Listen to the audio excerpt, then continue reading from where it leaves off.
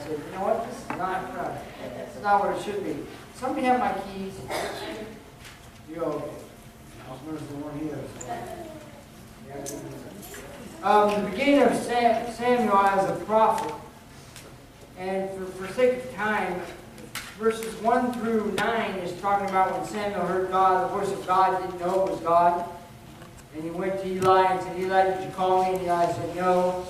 Then the third time, he told him, he said, you know what? It's possibly the voice of God that's calling you. So when you hear the voice again, you say, thy servant heareth, Lord. We're going to start reading in verse 10. And the Lord came and stood and called as other times, Samuel, Samuel. Then Samuel spake, and Samuel said, speak, for thy servant heareth. I want you to see something right there. And the Lord came and stood. He was right there in the very presence, okay? And the Lord said unto Samuel, Samuel, behold, I will do these things in Israel, at which both the ears of everyone that heareth shall tingle. And in the day that I will perform against Eli the things which I have spoken concerning his house, when I begin, I will also make an end. For I have told him, God warned him, God told him, verse 13, for I have told him, I will judge his house forever for the iniquity for which he knoweth. Samuel knew what was going on. Eli knew what was going on, okay, but God warned him. Because his sons make themselves vile, and he restrained them not. And therefore I have sworn unto the house of Eli that the iniquity of the house shall not be purged with sacrifice nor offering forever. And Samuel lay until the morning, and opened the doors of the house of the Lord. And Samuel feared to show Eli the vision. Then Eli called Samuel and said, Samuel, my son, and he answered, Here am I. And he said, What is the thing that the Lord hath said unto thee? I pray thee, hide it not from me. God do so to thee, and more also, if thou hide anything from me of all the things that he said unto thee. And Samuel told him told him everything that God said, and hid nothing from him. And he said, Is this the Lord? It is the Lord that. It is the Lord. Let him do what he seemeth good. And Samuel grew, and the Lord was with him, and he did let none of the words fall to the ground. And all of Israel, from Dan to Beersheba, knew that Samuel was established to be a prophet of the Lord. And the Lord appeared again in Shiloh, for the Lord revealed himself to Samuel in Shiloh by the word of the Lord. Before we pray, I want to let you know, Kim Young called, and they had to rush Dr. Wyatt back into surgery this afternoon, about 5 or so. So just we'll pray. As I pray for the scripture, we'll pray for him. God, I pray, Lord, that you be with Larry tonight. God, I pray, Lord, you lay your hand upon him. God, we don't know not what the situation is or how bad it is, but God, you do. God, we pray, Lord, that you just continue to be with him and God, touch his body. I'll be with Kim as she's there at the hospital with him, Lord. Just wrap your arms love around her, God, during this scary time. I can tell by her voice, God, that very serious. God, I pray you just touch him. God, I pray you be with us tonight. God, we thank you, Lord, for your word. Lord, we're able to read it and speak it openly, Lord, in the land we live in. God, I pray you just be with each and every one of us. God, help us tonight. We ask this in Jesus' name. Amen. To give you a little bit of history, Hannah, Samuel's mother, promised God that if he would let her have a son, he'd shut up her womb there in chapter 2, and let her have a son, she would give him back to the church or the house and to the house of God. Eli was a priest, and his two sons, Hophni and Phinehas, and they were priests also. The people would bring the sacrifice. One of the problems they had was the people would bring the sacrifice to the temple, and the priest would take a three-clawed hook and dip into the vessel and that would take care of the priest, the meat that he would have, and the rest would be sacrificed. Well, Eli's sons were greedy, and they would take more than they had coming to them.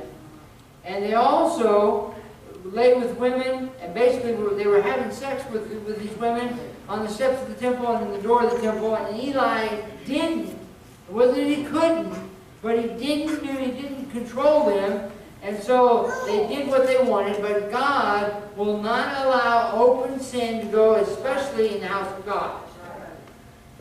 tonight we're going to look at 4 things quickly. If we lose power, I do have a flashlight up here. We're just trying to do as best we can. I can remember we were in Kansas, and there was a tornado, and we had a Haydac. If you know what Haydac blocks are, the big blocks have 2 holes in them. We had a sign built out on the street, and a tornado came right through the parking lot, and that sign was there, and the next second it was dust. And we were at church that night, and it was kind of scary. We all got against one of the walls. The building, the sanctuary was made out of Haydac blocks. We were hoping that God would prevail, and He did, and we were okay. But anyway, I don't know if an earthquake is a little bit scary, but a tornado, when you're seeing it coming, it is going to do destruction. And when I walked out to turn the air on in the nursery, I heard thunder and lightning, and then the wind started blowing. As I came back, I thought, oh man. Anyways, we're gonna go on with this. The first thing is divine appearance in verse 10. After going to Eli, the Lord had spoken to Samuel, and he didn't know that it was the Lord. He had heard the voice of the Lord prior to this. He thought it was Eli calling him. But the Lord appeared unto Samuel and said, Samuel, and He said, speak, for thy servant heareth. God was going to use Samuel in a mighty way. God was first going to clean up the house of the Lord. And I've been in some churches where and I'm not talking clean up as far as dust and vacuum, clean up the sin that was in the house of the Lord. And yet, I've been in some churches where, I told you before, where this side was arguing with that, talk to this side, and not so on and so forth, and God didn't bless. But go first and clean up the house of the Lord. I remember when we were in church, I was a young child. I just remember as Dad had spoken about it. Brother Tryman was preaching a message, and he said that he was preaching about adultery and fornication. And he said at the altar, he gave an altar call, no remove. And he said, if you don't, those of you that I'm talking to, those 2 I'm talking to, if you don't come to the altar, I will reveal your name from the pulpit. And there was 2 people in the church that were married, but were having an affair with, other people, 2 other people. Well, anyway, you know how it works. And he preached, and he said, I'm going to reveal the name. And about that time, a couple got up, and then 2 other couples got up and came to the altar. And, and that night, they asked for forgiveness, reconciled, and everything like that. But God is not going to let open sin go without doing something about it in the church. And these people were, one of the guys was a song leader in the church, you remember, and he was with one of the deacon's wives in the church, and it was just a mess. But that night, when Brother Tryman said that, they got things taken care of. God will not allow sin to go without dealing with it. Numbers 32:23. But if we not do so, behold, you have sinned against the Lord, and be sure your sins will find you out. Your sins will find you out. You can only go so long, and it's going to find you out. And it just has a way of working that way. You can't play games with God because God always wins. That's the thing. You think that when I was working in the prison, the guys would tell me that the worst thing you could ever do is have somebody help you commit a crime. He said, because what they'll do is, they'll tell somebody, I don't tell you this, and I don't tell nobody. And he said, before long, the whole neighborhood would know it, and before long, somebody would tell the police and you'd get busted. He said, so if you're ever, he told me, I said, I don't expect committing a crime. He said, but boss, if you ever plan on committing a crime, don't take anybody with you, and don't tell anyone. Okay, I appreciate that information. That's good information right there. If I ever do decide to commit a crime. But anyways, the divine appearance. Number 2, the divine call. God spoke to Samuel and told him that after he cleaned the house of God, God would use him to be a prophet over Israel. I believe God still calls people today. Yes. I believe it happens that way. God called me when I was 14 years old, and I was backward, I was introverted, I was afraid I didn't talk to people, I didn't go anywhere really, but I remember that service, it's like it was yesterday. I just felt the call of God upon my life, and I went down to the altar. Brother Gary Brunson, some of you met him when he came out, prayed with me, and he said, what's going on? I said, I think God wants me to preach. And they had a big, they thought it was really great, and I was scared to death. But then he told Brother Tryman, the whole church was clapping and everything, and I was scared to death. I preached my first message in junior church. It lasted 7.5 minutes. I was proud, but I was still scared to death. And then I told the guy that was doing junior church, I said, "Now, I probably won't take the whole hour." He said, "Well, how much time do you think you need?" I said, "Well, about 10 minutes. I made it 7.5 minutes, and he took over. God spoke to Samuel, and I think God still speaks to people today. I think some may not heed to the call. Maybe out of fear, or just they don't want the same thing God wants. Well, I will tell you this. I may not have the biggest house. I may not drive the best car. New car is my wife's car. But I am happy and I have true peace. Because I know that I'm right where God wants me to be. I know that I will see God one day, and then I will see all those others that have gone on before, and you know what? I will be able to stand before God and say, you know what? I did all I could do. Or I did what you've asked me to do. We need to be faithful and obedient like Samuel was to hear the call of God. I think that God sometimes talks to people and they just kind of put it off. If God is impressing upon your heart to do something, or no, well, it's probably God, but if something is kind of, you've got an urge, you've got a want to or a desire to do something, why couldn't you say it's God calling you to do that? Teach a class or do whatever the case may be. Brother Glenn came up to me in the line after church. He said, "Hey, can you go to one of the right house home with me or for me today?" And I said, "Why, you feeling sick?" He said, "No. If it's 112 out, it's going to be 150 on that bus." I said, "God bless you. God bless you." I know I didn't want to do that. But when I was a kid, I didn't think nothing about it. I'd go out and it'd be 95 degrees and 85% humidity. Didn't think a thing about it. I'd be outside all day long. Now, when we were in Kentucky, and those stacks were the same, you couldn't even take a deep breath. I told Melissa, I think I've had a stroke. As we walk around for a while, I said, "Why?" I said, "I can't take a deep breath out here." She said, "I can't either. You're not the only person." But those other people walk around like there's nothing. And because they're used to it, you know. They say you can be climatized. I don't know. If you think God is calling you, don't answer Him. Don't turn a deaf ear to it. Maybe you're just overthinking it. Well, how could God use me? That's what I said.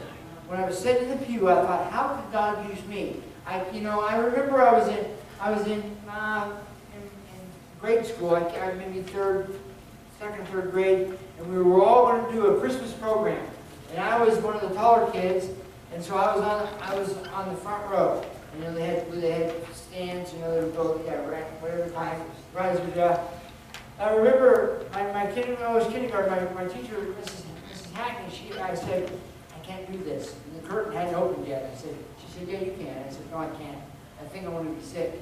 She said, "No, you'll be fine." I said, "I can't." And as the curtains opened, she was still standing there, convinced me I could do that. I was scared to death.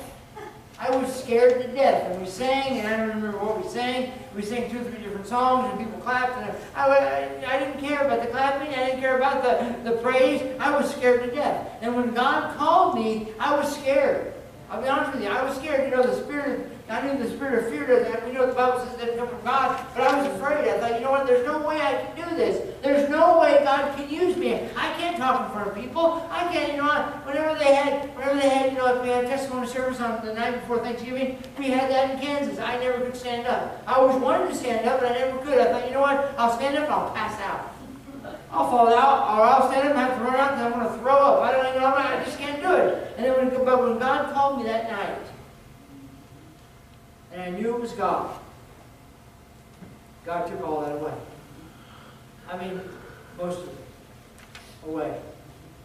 Then I remember when Sister Judy, she said she wanted me to sing in junior church when they were at Bakersfield Church. I said, "There's no way I can do that." She said, "You know this song?" I said, "Yeah, there's no way I can do that." And we sang.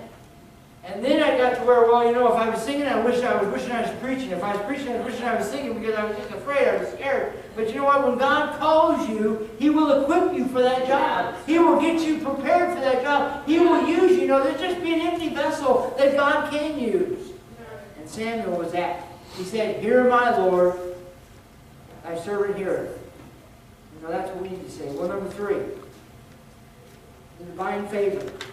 For God to call Samuel had favor with God, and was who God was going to use. Can God use you to do something for Him? I hope if God calls you, you will do what He has for you to do. And you know what? I know all of us aren't going to be a preacher. All of it, but whatever God puts, whatever position He puts you in, be the best that you can be for God. I mean, if you're flipping hamburgers at McDonald's, be the best cook that you can be for God. All right? Or they flip them there. Then they run them through a machine, who knows. But be the best that you can be for God. Don't let the devil convince you that you can't do it, because you can. You know, I told you this morning, all of us have great potential. If we just tap into that potential that we have, we can do great and mighty things for God. But you know what most of us do? If we let the spirit of fear or whatever stop us from doing what we can do and use the potential that we have. And I'm telling you, if I wish that I would have, I would have understood that when I was younger. I wish I would. The thing that just really astounded me is when we went to convention and they had the soul winning thing. How many souls did you lead to the Lord?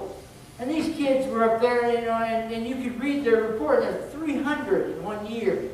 I'm thinking, good grief. That's all that kid was doing. Or how many verses could you memorize? And there was several hundred verses. Or they give them a sheet to study and they just call out a verse and they would just say it like that was like talking. I was saying, you know what? I think back now, if I would have just got serious about doing what God wanted me to do and using the call that God had on my life, I remember I'd go and listen to the preaching. These 10, 12-year-old boys would be preaching. And man, I'm telling you, they were writing and they had to give their notes to the judges. They had some notes, but they would follow them just to a T, and it was a good message. I'm thinking, I could do that, but I wasn't serious. I wasn't serious. God had divine favor over Samuel. I want to have divine favor with God. I want God to use me. I want God to use me however He would. Eli should have already did something with his sons. Eli was a man that was called of God, put to take care of the temple, and he allowed sin to enter in. The Bible says in 1 Timothy chapter 3 and verse 4, one that ruleth well his own house, having his children in subjection with all gravity. That's the opposite of the bishop. He didn't have his children in all subjection with gravity. As long as your children live under your roof, they need to abide by your rules. And you know what? Most of the time, when they asked me, when they were younger, asked me if they could do something, most of the time they could. Now, if they were going over to somebody's house and I didn't know the parents, or I knew the parents, and I'd say, you know what, have that kid come over our house. But I was not going to let them just run amok. Once they move out of your house, though, you no longer have control. If they want to go against the Bible, then that's between them and God. It's not your fault. As long as you didn't allow things to go on that you knew was going on while they were living in your house. And you know what? Even still, I'm not proud of this. We talked about this before, openly with our kids. There was a time there between the age of 18 and 22. I did some really crazy things. My parents never knew about it. I know if my dad knew about it, he would have beat me to death and put me out on the curb. But I remember he found out about a drinking problem that I had. And he said, I'll give you an option. I was 18, I was about 20 years old. I was 18 because of college. He said, either you go, you're going to have to move out of here, or do something.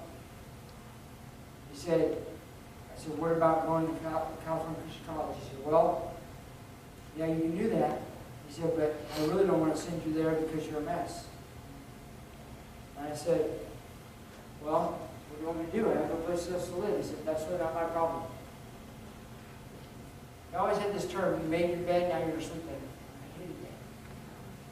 He said, you have a problem. He said, I don't know what to do with you.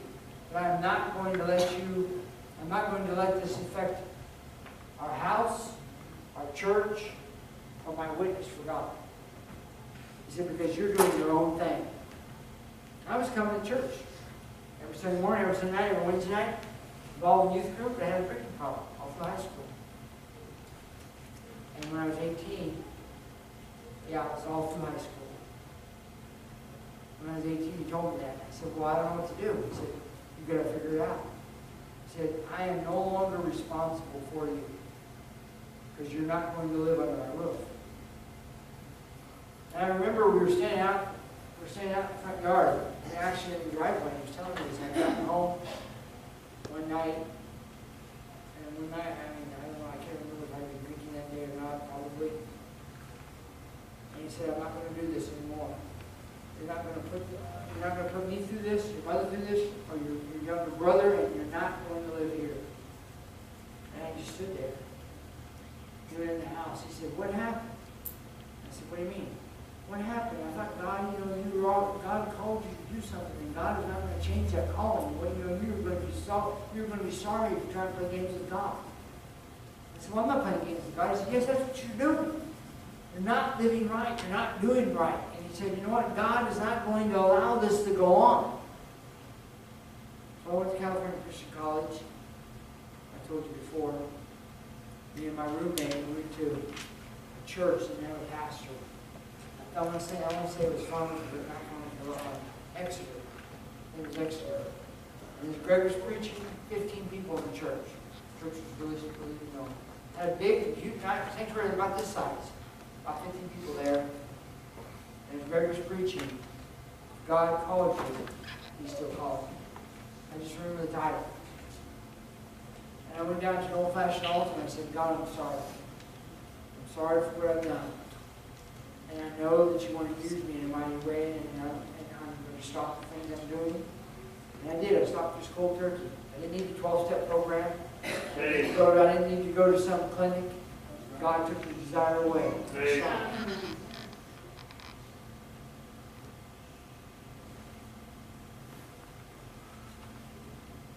And I remember I came home that next weekend. Came home on the Saturdays. I wasn't traveling in the singing group. I came home that next weekend. And Dad was here in the office Saturday afternoon doing whatever he was doing. I came over here and I told him like what I just told you. And he said that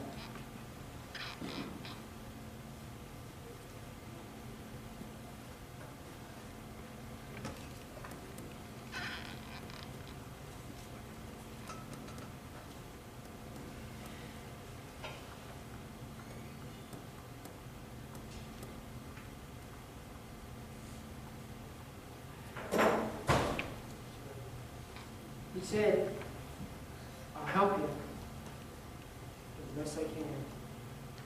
I'll do whatever I can to make you be the man, to help you be the man that God wants you to be.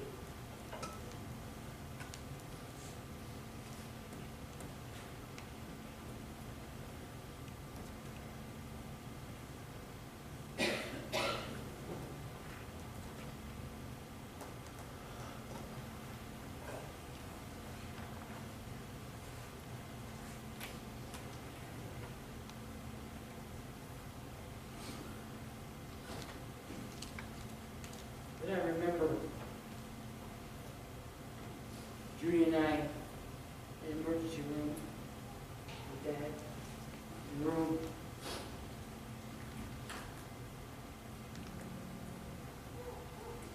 And he said, this was before he had the prostate surgery, he said, I may not make it through this. He said, if I don't, I want you to keep on doing what you're doing. We kind of just left it off. Wait a minute, do this. Every day, this is the first, you're not the first person to have this. And this ain't my message, but just bear with me for a minute. Then the next thing that sits out in my mind is when I called him Saturday night. We're going to have baptism the next day. And I said, just talked to him. The Royals were playing in the playoffs of the World Series or something. We were just talking. And I was breaking everything down as far as the baptism goes and all that. I said, I know you have this. I said, well, yeah, I've done it before. And he said, no, he said, I know you got this. And he said, well, yeah. He said, I have all faith that you'll take care of this. I said, no, maybe I was kind of surprised. I said, kind of like he knew after the fact. And I said, okay. And we weren't really, I love you type of thing. We are in our family. We weren't, as I was growing up, not much.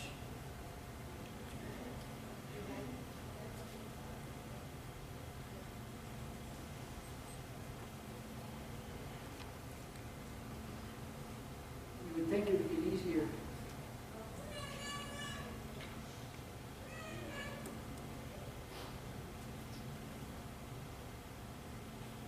But it doesn't. Or it hasn't yet. He said, I love you. I love you, son, and I'm proud of you.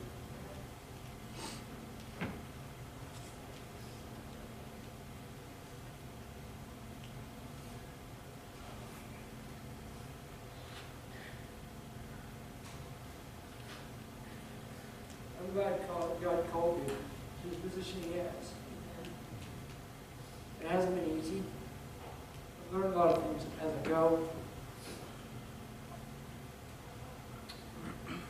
But when God calls you, He's going to use you. He's going to use you in a mighty way. My prayer is that you will hear Him. And if your kids drift away, all you can do is pray for them. That God will speak to them.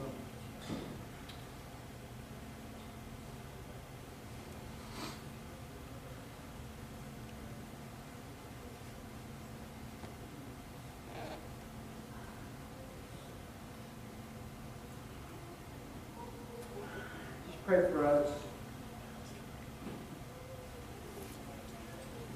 Pray for me.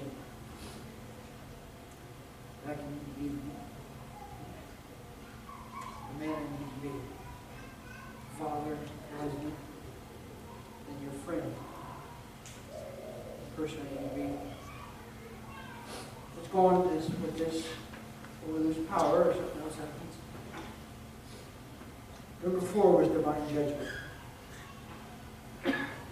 Samuel, we read at verse 12, God said something pretty serious here. He said, in the day that I will perform it against Eli, all things which I have spoken concerning his house, when I begin, I will also make an end. God will have the last word. 2 Corinthians chapter 5, verse 10, for we must all appear before the judgment seat of Christ, that everyone may receive the things done in his body according to that which he had done, whether it be good or bad. God was not going to let Hophni and Phinehas get away with the sinful things that they were doing. God will not let us get away with sinful things that we were doing. The Bible says in Proverbs chapter 28, verse 13, he that covereth his sin shall not prosper, but whosoever confesseth and forsaketh them shall have mercy. Are we going to be able to hide our sin from God? No. And you think of a big bad sin, but there's a whole lot of them. There's gossip, there's pride, there's selfishness, there's covetousness. There's a lot of things you don't even think about that God's not going to let go.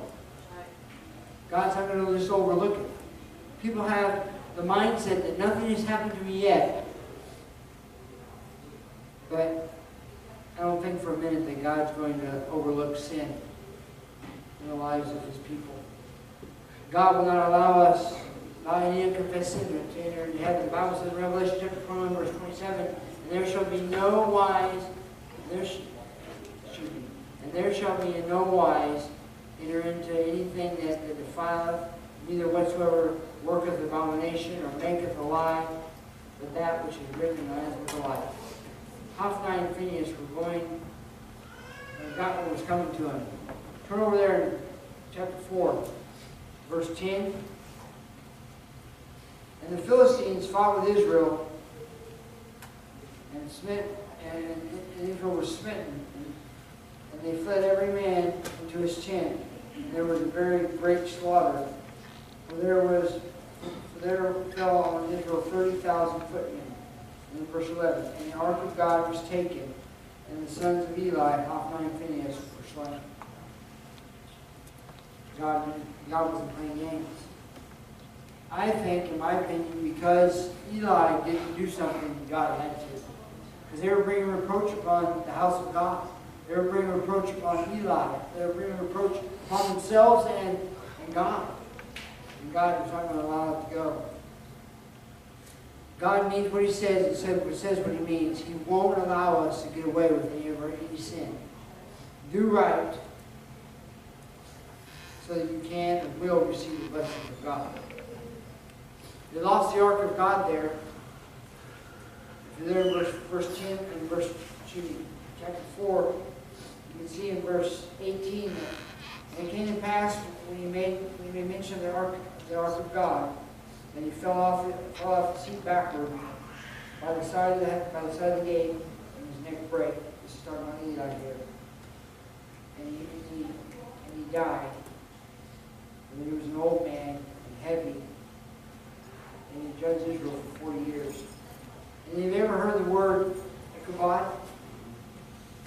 It came about right there in verse 20, 23, verse 20, 21.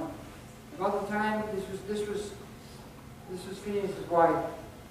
About the time she heard the death about the time of her death, the woman that stood by her said unto her, Fear not, for thou hast borne a son. But she answered not, neither did she regard it. And the name of the child was Ichabod. The glory has departed. You know, the sad thing about it is there's been churches here in California that I think God has written Ichabod over the door. And the glory departs. When sin happens and it's not dealt with, and bickering and fighting, you know what? I'm thankful that I'm here in this church.